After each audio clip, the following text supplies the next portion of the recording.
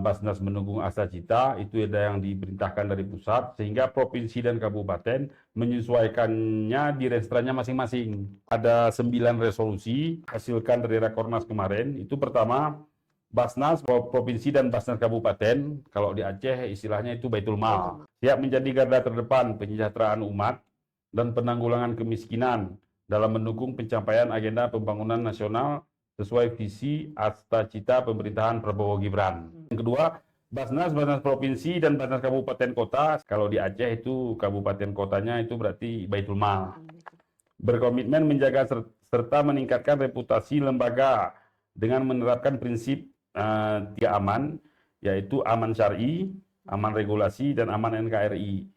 Khususnya meneguhkan aman NKRI sebagai landasan dalam memperkuat persatuan dan kesatuan bangsa. 3. Melanjutkan penguatan 4 pilar utama pengelolaan zakat nasional, mencakup pertama penguatan regulasi dan kelembagaan, kedua peningkatan kapasitas SDM, ketiga pengembangan infrastruktur, dan yang keempat penguatan jaringan dan sinergi. Yang keempat mendorong pengesahan rancangan peraturan presiden zakat ASN. Nah, ini mungkin ini baru.